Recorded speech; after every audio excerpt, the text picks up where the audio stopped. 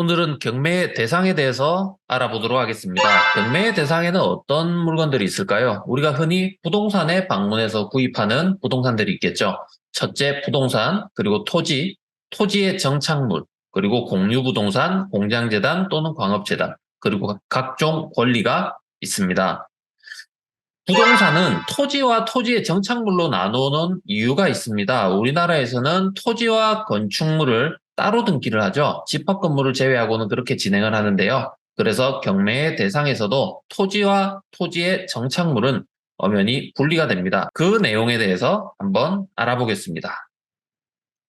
부동산이란 토지와 그 정착물을 의미하며 특히 토지는 정당한 이익이 있는 범위 내에서 그 지상과 지하까지도 포함한다고 민법 제212조에서 명시하고 있습니다. 다음 보시겠습니다. 토지는 대지, 농지, 산지 등의 토지는 부동산 경매의 대상이 될 수 있습니다.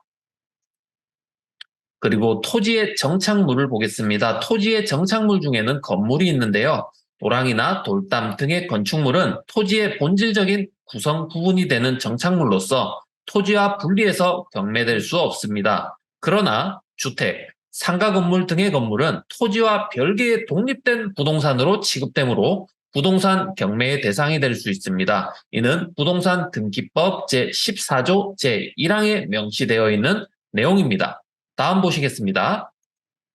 토지의 정착물 중에 수목이 경매의 대상이 될 수 있습니다. 토지 위에 자라고 있는 수목이 미등기된 경우에는 그 수목을 토지의 일부로 보기 때문에 토지와 분리해서 경매될 수 없습니다. 대법원 판결의 내용이고요. 그러나 소유권 보존 등기를 한 수목, 즉 임목은 부동산으로 보기 때문에 토지와 분리해서 경매될 수 있습니다. 이는 임목에 관한 법률에 대한 내용입니다.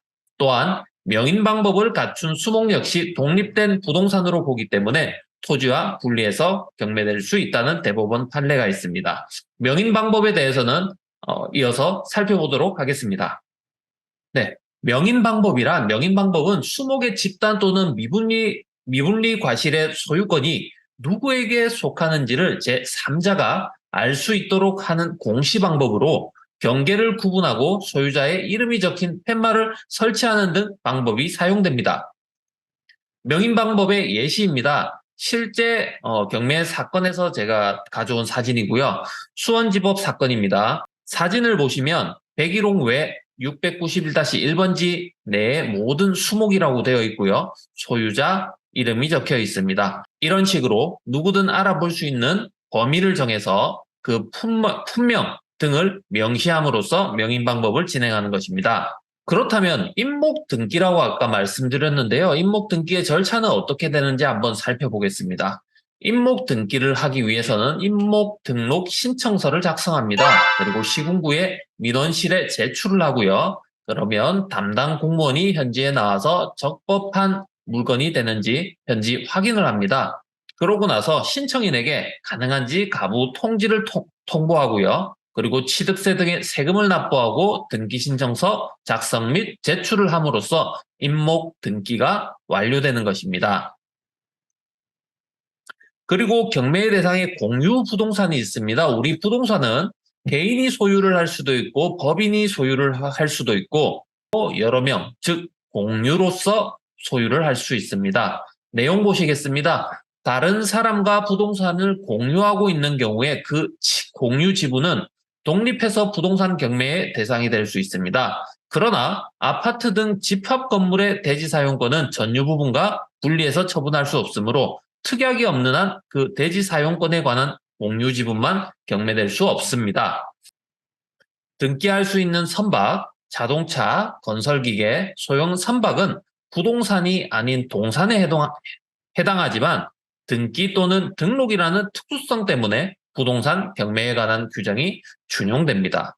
그리고 공장재단 또는 광업재단이 경매의 대상에 속합니다. 공장재단이란 공장에 속하는 일정한 기업용 재산으로 구성되는 일원의 기업 재산으로서 이에 따라 소유권과 저당권의 목적이 되는 것을 말하며 다음에서 열거하는 것 전부 또는 일부로 구성될 수 있습니다. 이 내용은 공장 및 광업재단 저당법에 따르는 내용입니다.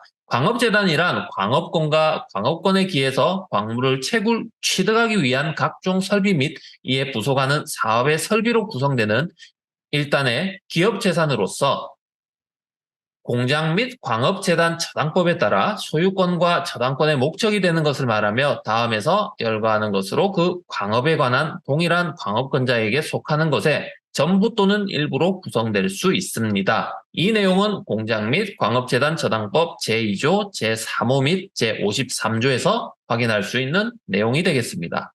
네, 각종 권리 또한 경매의 대상이 될 수 있습니다. 우리가 경매 사이트에서 검색을 하시면 어업권이라든지 광업권이라든지 이러한 권리들을 거래할 수 있다는 내용들을 확인할 수 있습니다. 경매와 공매에 대해서 이어서 살펴보겠습니다. 경매와 공매의 공통점을 살펴볼 것이고요. 그 다음에 경매와 공매의 차이점을 살펴보겠습니다. 경매와 공매의 공통점은 어떤 것이 있을까요?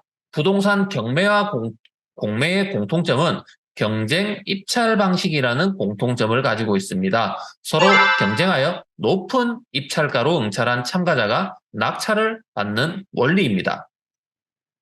경매와 공매의 차이점은 공매는 국가의 자산, 세금 체납으로 압류된 부동산 기업이나 금융기관이 매각을 의뢰한 비업무용 부동산, 개인이 양도소득세 비과세 또는 중과 제외 혜택을 받으려고 매각 의뢰한 1세대 2주택의 주택 또는 비사업용 토지 등을 국가기관 등이 공개적으로 하는 것입니다. 부동산 경매와 공매의 차이점은 주관이 다르다는 것이 있습니다. 경매의 경우 부동산 소재지에 관할 법원에서 진행하며 공매는 세금 체납자의 부동산을 압류한 세관서에서 주관한다는 차이점이 있습니다. 경매의 특징으로는 직접 현장에서 입찰하는 방식을 취하며 공매의 경우 PC나 스마트폰 앱을 통해 온라인으로 입찰 가능하며 유찰 시 일주일 단위로 빠르게 재진행이 된다는 것이 있습니다. 그래서 공매 사이트에서 공매에 입찰할 때 내용들을 보시면 장소는 집행관 PC라고 되어 있는 것을 확인하실 수 있습니다. 아래에 경매 사이트 정보가 있고요. 그 아래에 공매 온비드 사이트 정보가 있습니다. 공매의 예시를 보시겠습니다. 창원에 소재했던 물건인데요.